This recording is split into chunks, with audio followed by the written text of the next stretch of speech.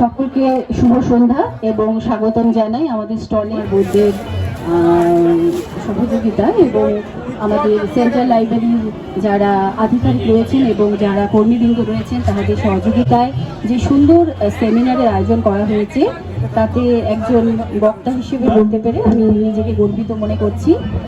শীতের দাপট উপেক্ষা করেও যারা বইপ্রেমী যারা রয়েছেন এই বইমেলাতে এসছেন, আমাদের স্টলের আশেপাশে রয়েছেন অনেক সম্মানীয় ব্যক্তিবর্গ এবং বিভিন্ন ছাত্রছাত্রী থেকে শুরু করে বইপ্রেমী মানুষ, তাদের সকলকে ধন্যবাদ জানাই। আজকের যে বিষয় নিয়ে বলতে চলেছি সেটা হচ্ছে বেগম রোকেয়া। আমরা সকলেই বেগম রোকেয়া নামটির সাথে কম বেশি অবহিত আছি। আর বেগম রোকেয়া সম্পর্কে বলতে গেলে প্রথমে একটু বলে নেই যে আমাদের যেহেতু একজন নারী সমাজের প্রতিনিধি উনি এবং ভারত তথা বাংলাদেশের নারী মুক্তি আন্দোলনের একজন অন্যতম পুরোধা হিসেবে বেগম রোকেয়াকে আমরা বলে থাকি, সেই জন্য একটু নারী সম্পর্কে একটু আলোচনা করে নিলে ভালো হয়। আমরা নারীকে তো অর্ধেক আকাশ বলে থাকি, কিন্তু প্রশ্ন হচ্ছে যে 2024-এ দাঁড়িয়েও এই নারীর যে অর্ধেক আকাশে কথাটা বলছি, নারীর আকাশ ঠিক নারী কতটা ঠিক আকাশ দেখেছে। আমি যেহেতু ইতিহাসের ছাত্রী তাই একটু ইতিহাসের দিক থেকে একটু আলোচনাটা শুরু করি। যেমন আমরা যদি প্রাচীন যুগের কথা বলি তাহলে দেখব প্রাচীন যুগে যে সকল নারীরা ছিলেন, আমরা অনেকেই জানি গার্গী, মৈত্রেয়ী, অপালা, বিশ্বপাড়া যারা ছিলেন তারা নিজের নিজের কৃতিত্বের দাবিতে তারা ইতিহাসে স্থান পেয়েছেন। কিন্তু সঙ্গে সঙ্গে এটাও আমাদের ভুললে চলবে না যে এই নারী সমাজের এমন অবস্থায় ছিল যারা বেদ পাঠ তারা করতে পারতেন না, শাস্ত্র পাঠ থেকে তাদের বিরত রাখা হতো এবং সমাজের বিভিন্ন স্তরেই তাদেরকে কিন্তু অপান্ত করে রাখা হতো। আবার যদি সুলতানি বা মধ্যযুগে আসি তাহলে দেখব নারীর অবস্থার যে খুব বেশি পরিবর্তন হয়েছে তা নয়। আমি এই প্রসঙ্গে একটু সুলতানা রাজিয়ার কথা উল্লেখ করতে পারি। আমরা সবাই জানি যে সুলতানা রাজিয়া ছিলেন প্রথম মুসলিম নারী শাসিকা এবং সুলতান ইলতুৎমিশ তিনি দিল্লি সুলতানি সাম্রাজ্যের প্রকৃত প্রতিষ্ঠাতা বলা যায়।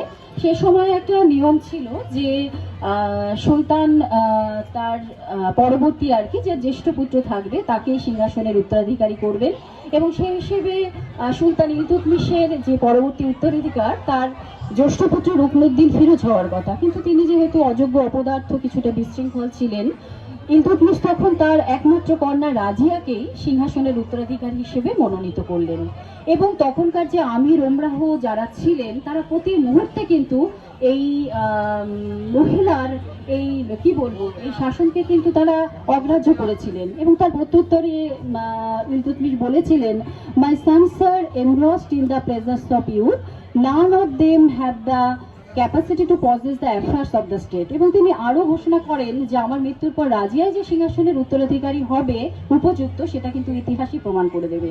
যাই হোক, 1236 থেকে 40 বছর এই 4 বছর রাজিয়ার সিংহাসন আমরা দেখেছি, তার শাসন দেখেছি এবং আমরা লক্ষ্য করি যদি তার এই ঘোড়ায় চড়ে সবসময় থাকা, তরবারি বহন করা, পুরুষের পোশাক পরা, এটাও কি একটা রক্ষণশীল সেই সমাজের বিরুদ্ধে, বা তিনি নারী হয়েও এই যে একটা পুরুষের মতো আদব কায়দা, সেটাও বোধহয় একটা অন্য চিত্র বহন করছে। আমরা যদি এবার আধুনিক যুগে চলে আসি তাহলেও দেখব একটা কথা বলে না, সময় পাল্টেছে কিন্তু সমাজ কতটা পাল্টেছে সেটা কিন্তু আমাদের একটা প্রশ্ন রেখেই যায়।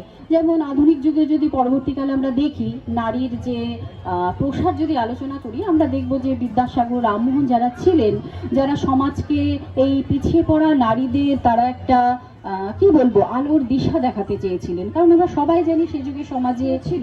এবং বিদ্যাসাগর মহাশয় আজ থেকে 200 বছর আগে যদি নারী মুক্তির কথা না ভাবতেন, নারীদের শিক্ষার আলোতে না নিয়ে আসতেন, তার যে বিভিন্ন কর্মসূচিগুলো লক্ষ্য করা যায়, বিধবা বিবাহের প্রবর্তন, নারী শিক্ষার প্রসার, 35টি বালিকা বিদ্যালয়ের গঠন, ড্রিঙ্ক ওয়াটার বেতনের সাহায্য, এই যে ব্যাপারগুলো এগুলো কিন্তু নারী সমাজের উন্নতিকল্পেই করেছিলেন।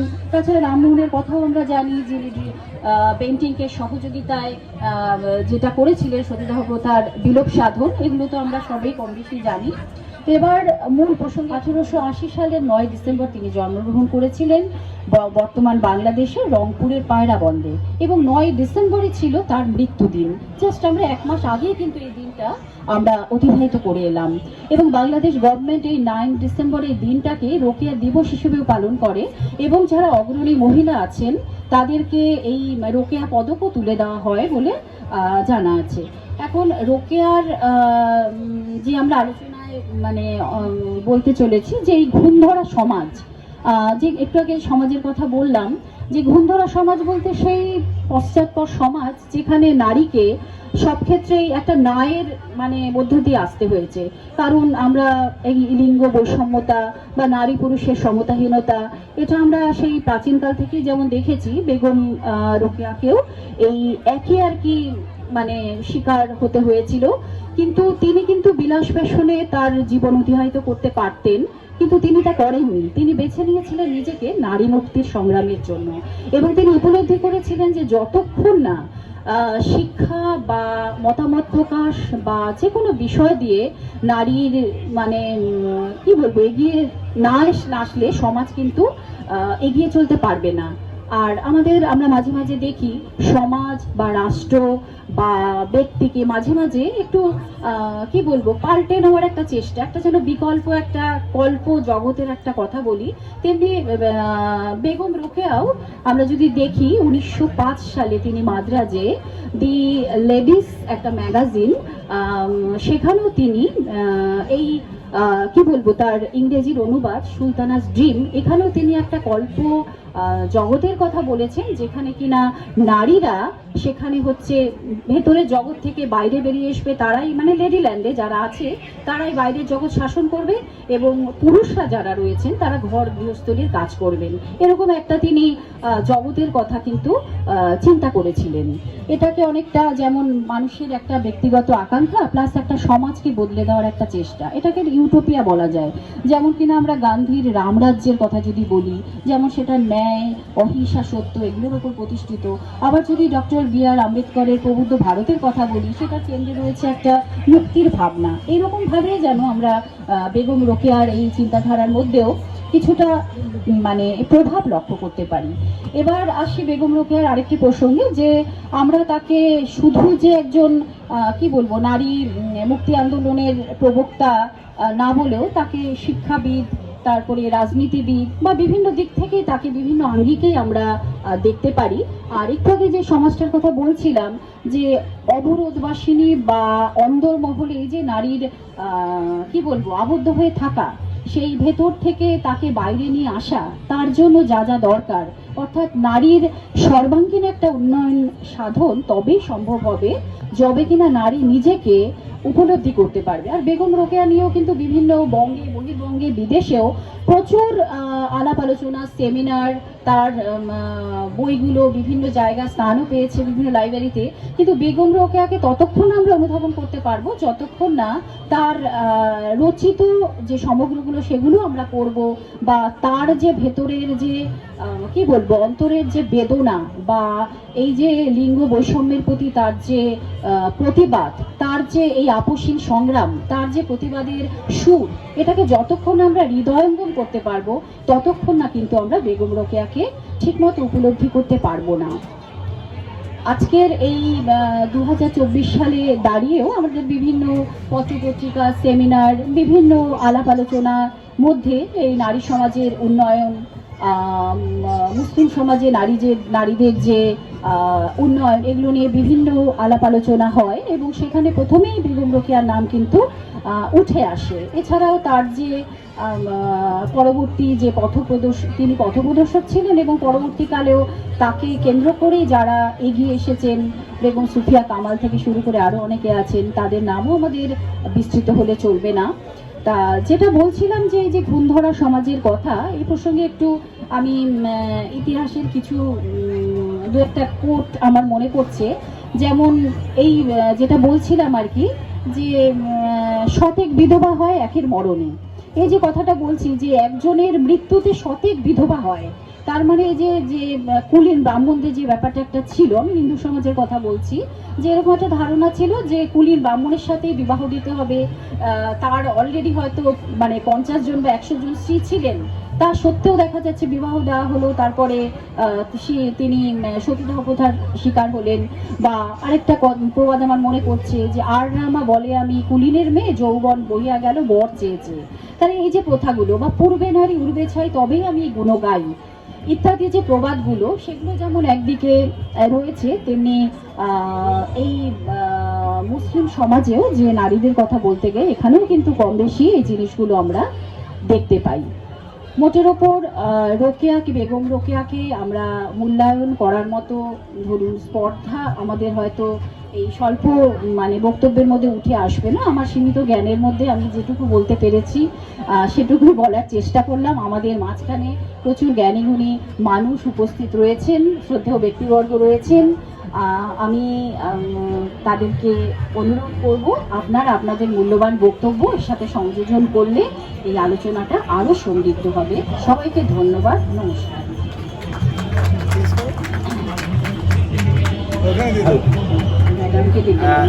আজকে আমরা এতক্ষণ, যেহেতু এটা আমাদের একটা ইন্টারেক্টিভ ডিসকাশন, তো উনি আপনার বক্তব্য রাখলেন।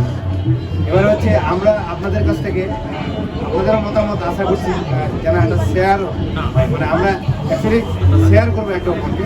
এই ব্যাপারে আপনাদের যদি কোনো কিছু থাকে আমরা করবো। আমি এখানে আচ্ছা ইনি দেখে না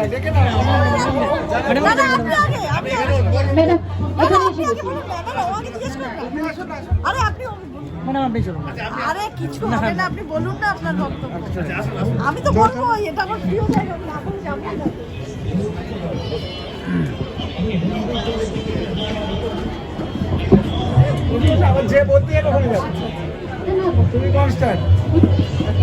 ম্যাডাম, আপনার বক্তব্য শুনে অত্যন্ত সমৃদ্ধ হলাম। ঘুণধরা সমাজের কথা প্রসঙ্গ হিসেবে আপনি বেগম রোকেয়া সাখাওয়াত হোসেনের প্রসঙ্গ উত্থাপন করেছেন। মূলত আমরা আমাদের ভারতবর্ষে, বিশেষ করে পশ্চিম বাংলায়, জাতি ধর্ম বর্ণ নির্বিশেষে বিভিন্ন ধরনের মানুষ আমরা বাস করি। মুসলিম সমাজে শিক্ষা দীক্ষা আগে যা ছিল তার থেকে এখন অনেকটাই অগ্রগতি হলেও যেরকম প্রয়োজন সেরকম হচ্ছে না। আমরা বেগম রোকেয়াকে সামনে রেখে আমরা আমাদের মুসলিম সমাজের অগ্রগতি, ডেভেলপড শিক্ষা, আর্থসামাজিক ক্ষেত্রে আরও এগিয়ে নিয়ে যেতে পারি। এটা আপনার বক্তব্য থেকে সুস্পষ্ট হলো এবং আপনি কোটেশন করেছেন আপনার বক্তব্যে। যাই হোক, আমার যেটা এখন মূল আপনার কাছে প্রশ্ন সেটা হচ্ছে এরকম যে ঘুণধরা সমাজের কথা বলতে এখানে মূলত কার কথা আলোচিত হয়েছে? সমাজ বলতে আমি তৎকালীন সেই সমাজ, আমি তো শুধু মুসলিম সমাজের কথা বলছি না, আমি ওভারঅল সেই নারী সমাজ বা 19 শতাব্দী যেই সময়টার কথা বলছি, 1880 সালে তার জন্ম, ওই সময় যে মুসলিম সমাজ বা হিন্দু সমাজের কথাও যদি বলি, ঘুণধরা অবস্থা বলতে সেই কুসংস্কারে যে বললাম না, সেই সময় নারীদের পরপুরুষের সাথে কথা বলা যাবে না, মেশা যাবে না, এক কথা অবরোধবাসিনী বন্দর মহলের মধ্যেই তাদের থাকতে হবে, তাদের কোনো স্টে থাকবে না, সবটাই যেন একটা লিঙ্গ বৈষম্যতার সমাজ আমরা দেখেছি। এবং তাকেও কিন্তু বেগম রোকেয়াকেও একই অবস্থার মধ্যে দিয়ে আসতে হয়েছে, যদিও পরবর্তীকালে তিনি সাখাওয়াত মেমোরিয়াল তৈরি করেছেন তার স্বামীর মানে সহযোগিতা ইত্যাদি, সে ব্যাপারগুলো তো ছিলই। খুব ধন্যবাদ আপনাকে। এবং আমরা এটা পরিষ্কারভাবে সমাজে বার্তা দিতে পারি, জাতি ধর্ম বর্ণ নির্বিশেষে আমরা নারী সমাজের অগ্রগতি সাধন করব এবং আমাদের সকলকে এ ব্যাপারে প্রয়াস, ইনিশিয়েটিভ গ্রহণ করতে হবে। ধন্যবাদ। আমি পিএইচডি করছি ক্যালকাটা ইউনিভার্সিটি, অ্যারাবিক ডিপার্টমেন্ট। ধন্যবাদ। ইতিহাসের ছাত্ররা বলে, আর আমরা একটু অন্যরকমভাবে ভাবি যে বেগম রোকেয়া আজকের দিনে রেলিভেন্স, নারী সমাজের মুক্তি আন্দোলন অনেকভাবেই হয়েছে, কিন্তু আজকে দাঁড়িয়ে নারীরা যে জায়গায় পৌঁছেছে সেই জায়গাতে দাঁড়িয়ে বেগম রোকেয়াকে কাজে লাগিয়ে আরও নারী মুক্তি কীভাবে হতে পারে, যে পর্যন্ত আমরা পৌঁছে গেছি এখন।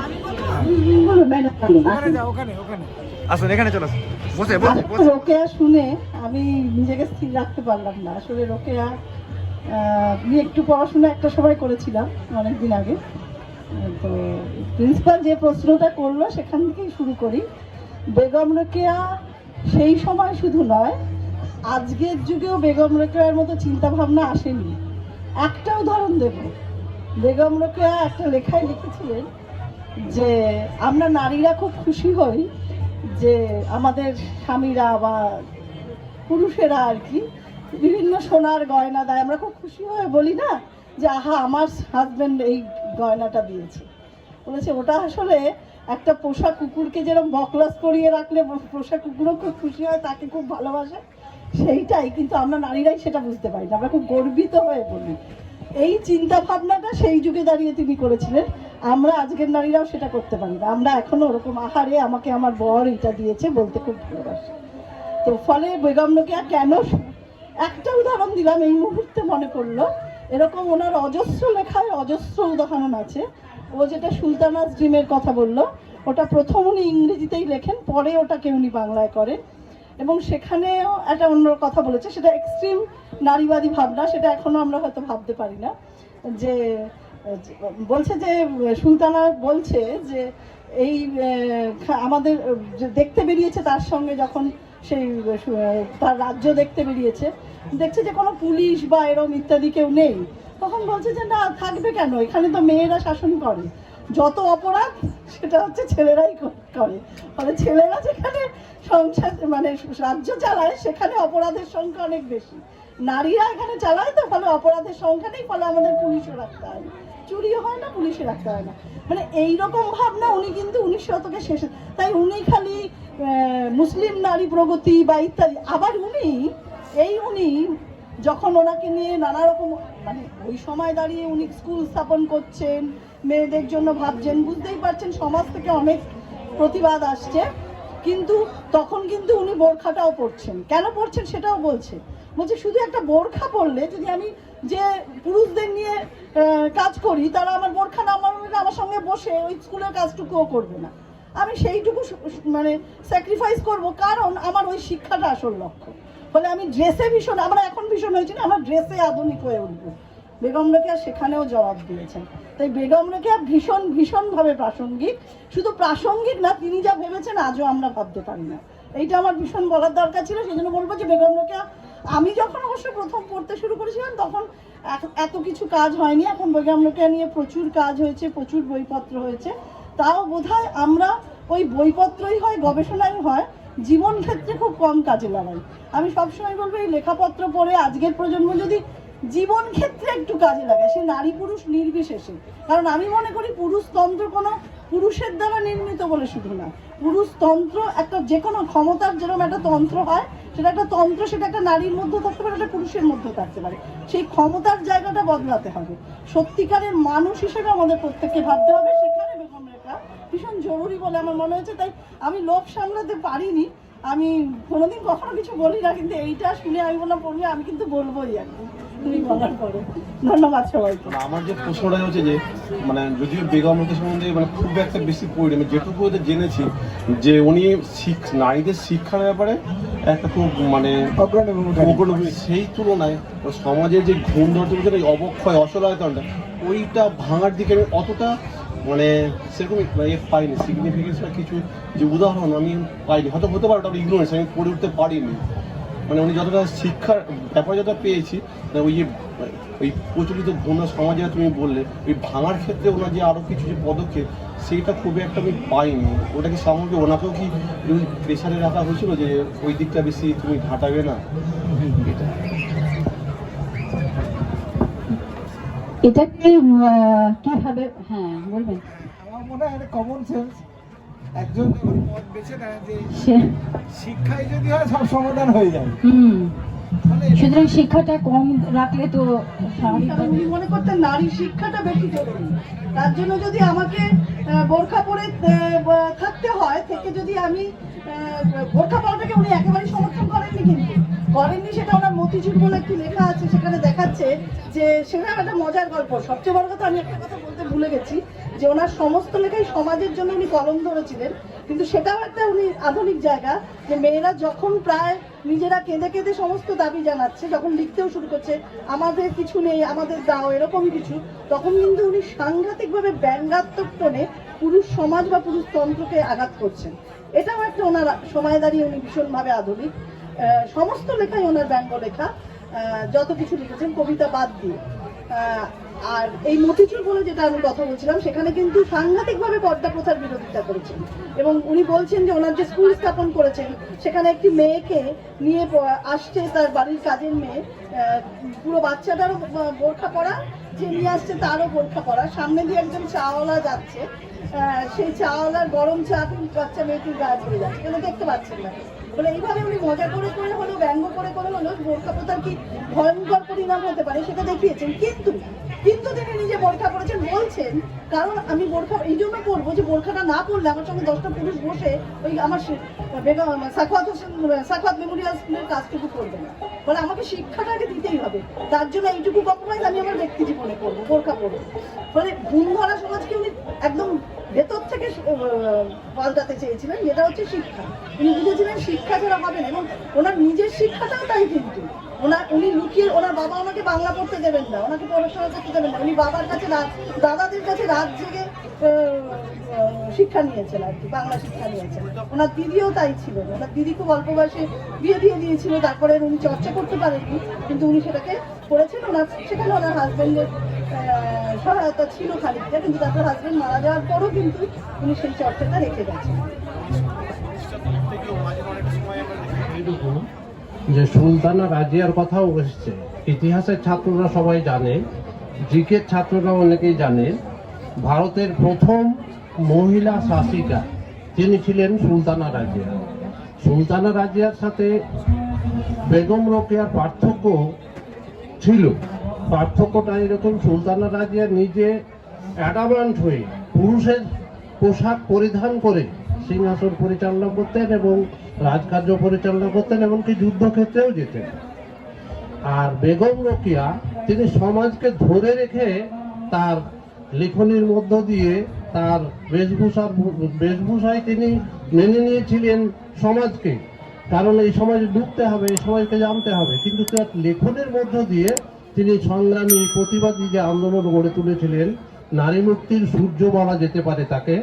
এবং ওইখানে উদাহরণেও আমরা আসতে পারি, ইতিহাসের ছাত্র হিসাবে আমরা জানি রাজা রামমোহন রায়, ঈশ্বরচন্দ্র বিদ্যাসাগর, তাদের আবির্ভাব ঘটেছিল বলে সমাজ সংস্কার, আধুনিক ভারতের জনক যাকে বলা হয় রাজা রামমোহন রায়কে, সংস্কার আন্দোলন করা খুব সহজ ব্যাপার না। সেই যুগে দাঁড়িয়ে কঠিন পরিস্থিতির মধ্যে সংস্কার আন্দোলন করতে হয়েছে, এবং রাজা রামমোহন রায়, বিদ্যাসাগর যদি সেই সময়তে আন্দোলন না করতেন তাহলে আমাদের নবজাগরণ বা আধুনিকীকরণ হয়তো আরো 100 বছর পিছিয়ে যেতে পারত।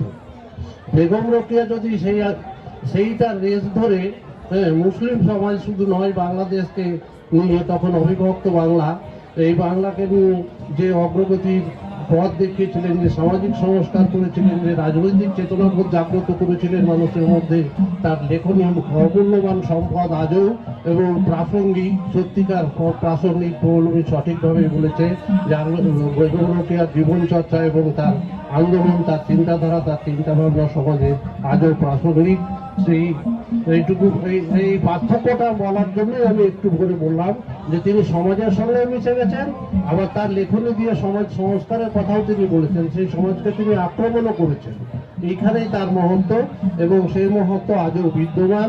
আমরা ভবিষ্যতেও হয়তো এই নিয়ে আলোচনা করব, এই বলে আমার বক্তব্য। আজকের অনুষ্ঠান তাহলে আমরা এখানেই শেষ করছি। সকলকে ধন্যবাদ। আগামীকাল আবার এই একই সময়ে, আজকে যেভাবে হয়েছিল 5টা থেকে 6টা কুইজ প্রতিযোগিতা এবং 6টা থেকে 7টা, আগামীকাল রয়েছে আমাদের যোগার উপরে আমাদের এখানে ডিসকাশন হবে। আমাদের মালদা কলেজের টিসিএস শ্রী পীযুষ কান্তি মহাশয় উনি থাকবেন। আপনাদের সকলকে আমন্ত্রণ জানাচ্ছি আগামীকাল আমাদের এই স্টলে আসার জন্য। সকলকে ধন্যবাদ। শুভরাত্রি।